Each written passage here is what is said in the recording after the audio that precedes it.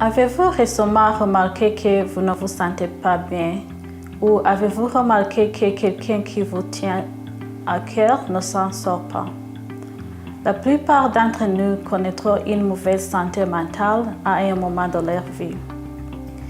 Nous comprenons qu'avoir une maladie mentale peut être difficile pour une personne et pour sa famille, mais ce n'est pas quelque chose dont il faut avoir honte.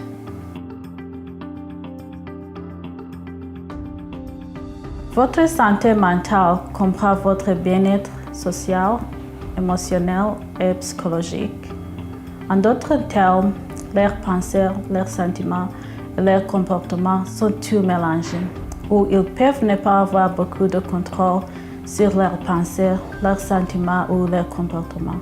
Cela peut avoir un impact sur vos relations, votre travail et votre plaisir de vivre. Avoir une mauvaise santé mentale n'est pas la faute de personne. On croit dans certaines cultures que c'est le résultat du mauvais sang, de la punition ou du mauvais œil. Les médecins ont des recherches pour croire qu'il existe un certain nombre de facteurs qui peuvent conduire à une maladie mentale. Ils peuvent inclure des équilibres chimiques dans le cerveau, stress et problèmes quotidiens, exposition à des expériences très pénibles. Il est difficile d'être absolument sûr des causes de la maladie mentale dans toutes les situations. Nous savons que la pandémie de COVID-19 a ajouté notre réseau à une mauvaise santé mentale. COVID-19 a non seulement accru l'inquiétude, le stress, la peur et l'anxiété, mais a également eu un impact sur les moyens de subsistance, les emplois et les familles. Des situations telles que le confinement, la mise en quarantaine, la distance sociale et le simple malaise peuvent avoir un impact immense sur votre bien-être mental. Il y a certaines choses dans la manière dont il se passe qui pourraient indiquer à nous-mêmes ou aux autres si nous luttons avec notre santé mentale. Cela peut inclure se sentir fatigué et ne pas s'impliquer dans ses activités quotidiennes habituelles, se sentir comme si rien n'importait, fumer, boire de l'alcool, consommer des drogues ou manger pour plus que l'habitude.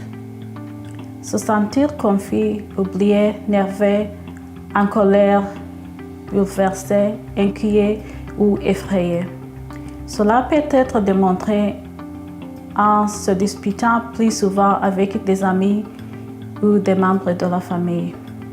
Avoir des pensées et des souvenirs persistants que vous ne pouvez pas sortir de votre tête, attendre des yeux ou attendre de voir ou voir des choses que les autres ne peuvent pas voir. Penser à se faire du mal ou à faire du mal aux autres.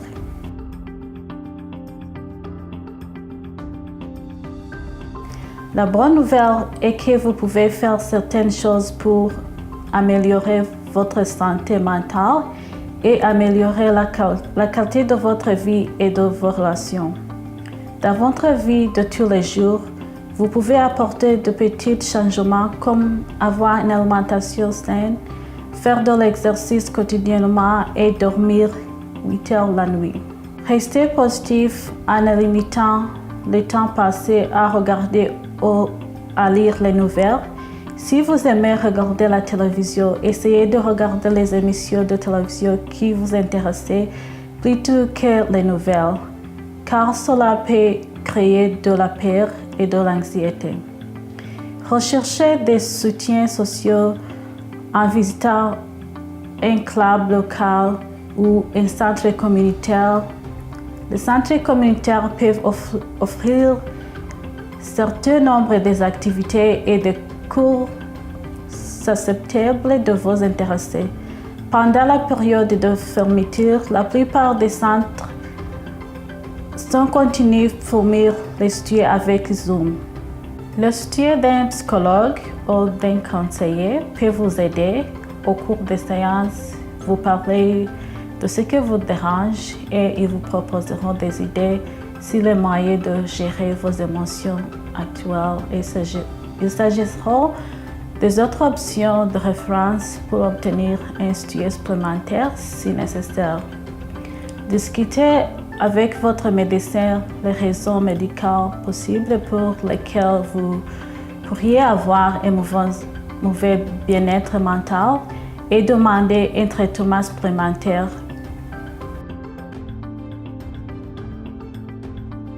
Vous pouvez visiter votre docteur pour demander un plan de soins de santé mentale. N'oubliez pas de demander un interprète si vous avez besoin d'une assistance linguistique. Parlez à votre gestionnaire de camp si vous en avez un. Ils pourront vous aider à naviguer dans le système de santé pour rechercher un soutien.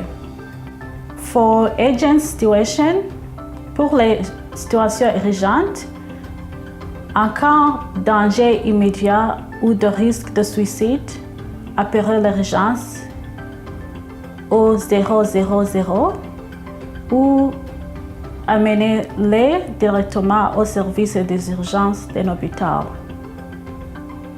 Ou si c'est possible de parler de vos docteurs, vous pouvez aller voir vos docteurs ou votre psychologue.